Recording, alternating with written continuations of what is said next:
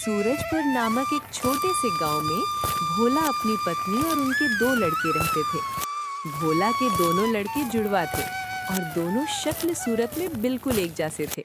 जो भी उन्हें देखता वो पहचान नहीं पाता कि कौन शंकर है और कौन मुकेश। एक शाम भोला अपनी पत्नी से बोलता है, अब तो बुढ़ापा आ गया है, हाथ पैर भी पहले जैसे नहीं चलते। हाँ, अब हम दोनों की उम्र हो गई है, मुझसे भी घर का काम नहीं होता। क्यों न शंकर और मुकेश के लिए सुंदर लड़कियां देखकर उनकी शादी कर दी जाए। हाँ भाग्यवान, तू ठीक कह रही है, लेकिन मुझे शंकर की फिक्र है, क्योंकि उसे काम में आलस्य आता है। वो कैसे अपना गुजारा कर पाएगा।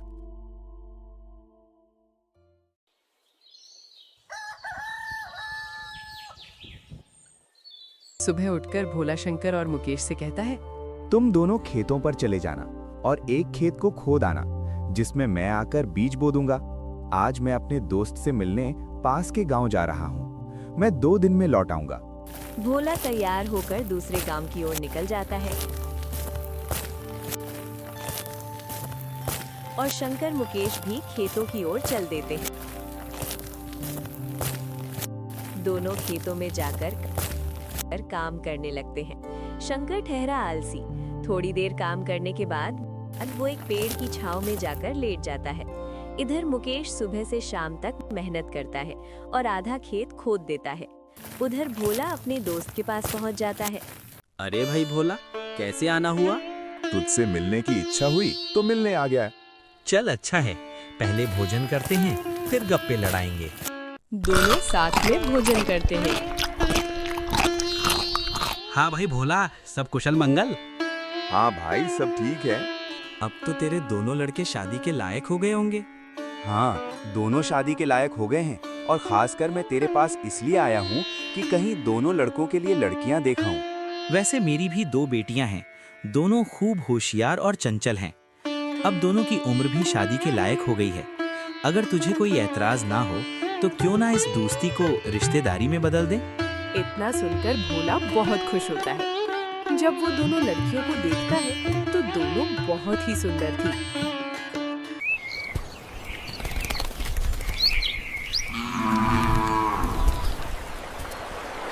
सुबह होते ही भोला अपने दोस्त से कहता है, मैं जल्द ही अपनी बहुओं को लेने आऊंगा। इतना बोलकर भोला अपने गांव की ओर चल देता है।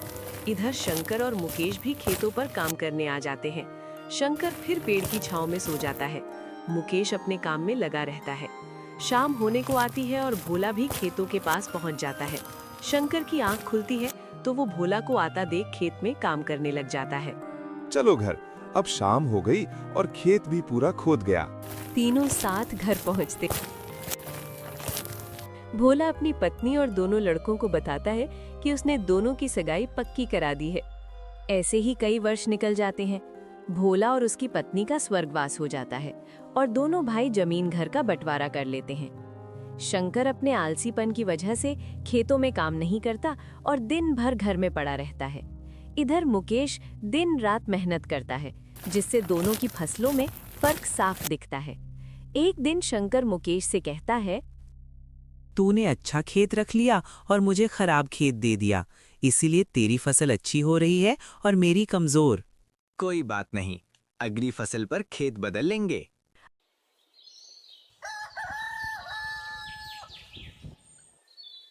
अगली फसल पर शंकर मुकेश से खेत बदल लेता है और अपना हिस्सा ज्यादा भी कर लेता है। फिर भी मुकेश खुशी खुशी दे देता है। मुकेश अपने हिस्से के खेत में दिन रात मेहनत करता है। इधर शंकर कभी काम करता, कभी नहीं। शंकर के पास बीज खरीदने के पैसे नहीं होते तो वो जमींदार के पास जाता है।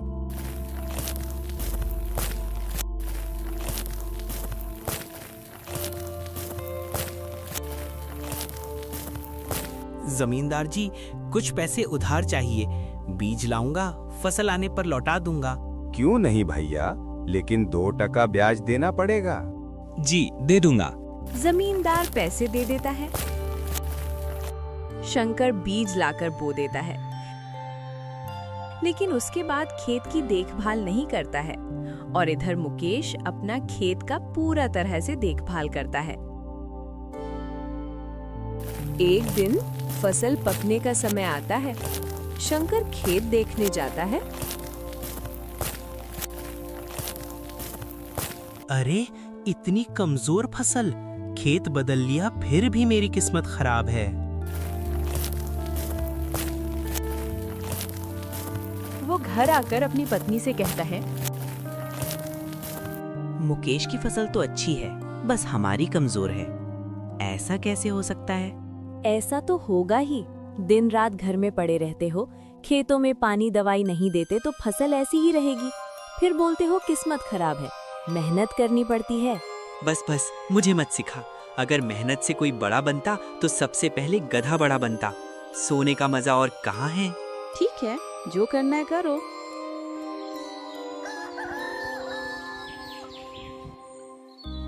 कुछ दिनों बाद फसल निकलती है। मुकेश की फसल शंकर से दोगुनी निकलती है, जबकि उसकी जमीन कम थी। शंकर कहता है, इस फसल को बेचूं या खाने के लिए रखूं? जमींदार को भी पैसे देने हैं। इतनी फसल से कैसे चलेगा? एक दोपहर शंकर सो रहा था, तभी गेट खटखटाया जाता है। वो सोचता है, कौन है भरी दोपहर में नींद खराब करने वाला है? गेट खोलता है तो सामने जमींदार खड़ा दिखाई देता है। जमींदार बोलता है, ये शंकर का घर है क्या? शंकर सोचता है, ये मुझे पहचान नहीं पाया, मैं इसे मुकेश का घर भेज देता हूँ। मैं मुकेश हूँ, शंकर तो सामने वाले घर में रहता है। जमींदार सामने वाले घर पर जाता है।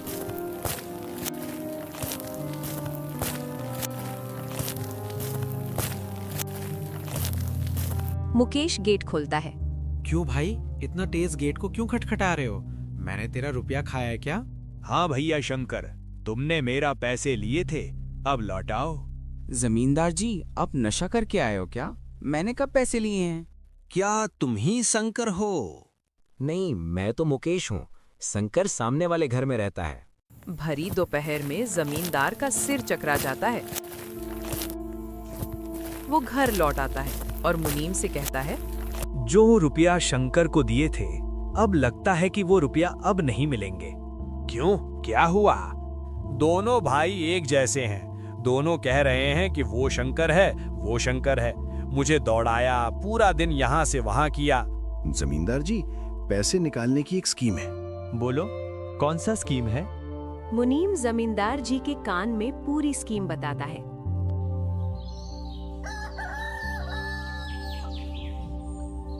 अगली सुबह जमींदार, मुनीम और 2 लठधारी आदमी शंकर के घर की ओर चलते हैं।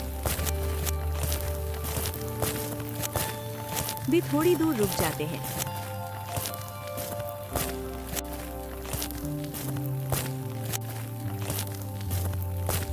शंकर भैया, बाहर निकलो। मैं पास के गांव से आया हूँ। तुम्हारे ससुर साहब ने तुम्हारे लिए रुपए और आभूषण भेजे हैं। जरूर जमींदार होगा। मैं आज गेट खोलूंगा ही नहीं।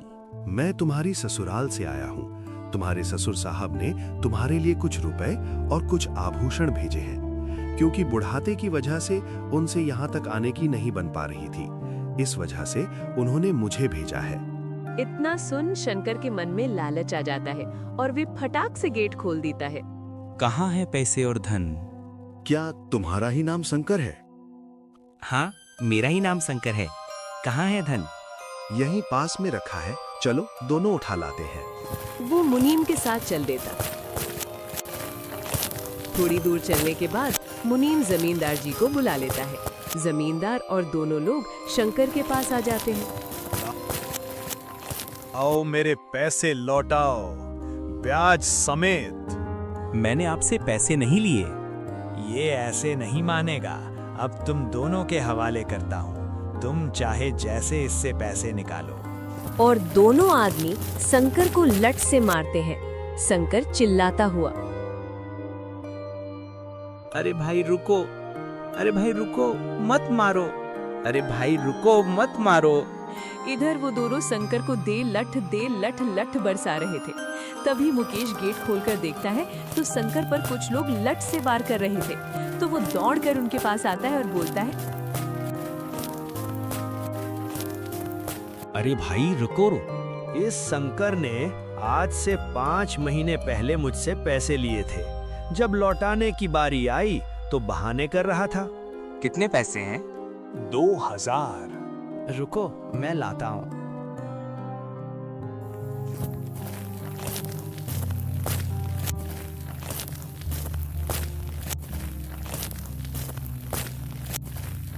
मुकेश रुपए लाकर जमींदार को देता है और जमींदार और उसके साथी वहां से चले जाते हैं। इधर शंकर भी अपने घर में चला जाता है और मुकेश भी।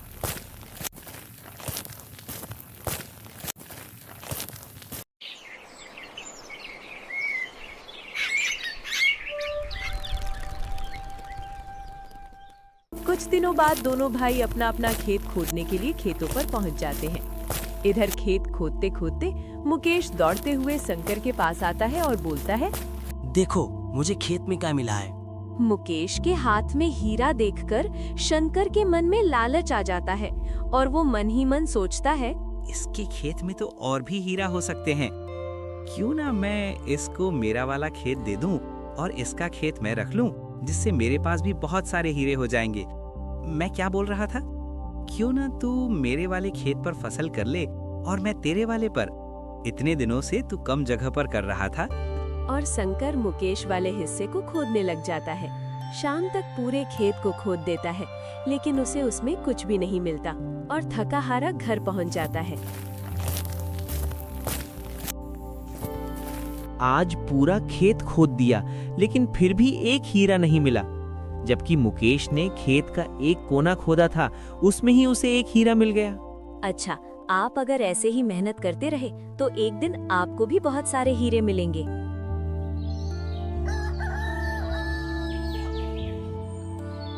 और जब सुबह होती है तब वो बोलता है, मुझे ऐसा निद कभी नहीं आया। हाँ, अगर तुम ऐसे ही मेहनत करते रहे तो आपको ऐसी नींद आएगी। और शंकर उसे वर्ष मुकेश की तरह अपने खेतों में मेहनत करता है और दोनों की फसलें बराबर निकलती हैं, जिससे शंकर के चेहरे पर अलग ही चमक दिखती है। एक दिन चारों लोग साथ में बैठकर खाना खा रहे थे। क्या सच में उस दिन खेत में से हीरा निकला था? हाँ भैया, निकला था ना जो आज आपके घर में, उसकी वजह से कई सारे हीरे रखे हैं।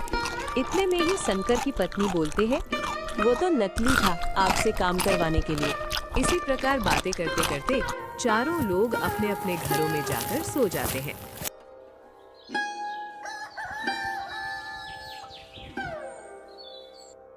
सुबह होते ही तुम दोनों को राजा साहब ने राजमहल बुलाया है।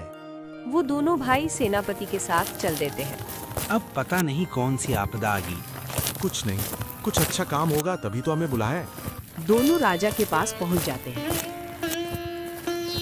हमने सुना है इस वर्ष तुम्हारी फसल सबसे अच्छी निकली है और आपने इस बार सबसे ज्यादा राजकोष में कर दिया है। इसी का आप दोनों को इनाम दिया जाता है। दोनों भाइयों को आपके गांव में इनाम के रूप में दुगनी जमीन दी जाती है।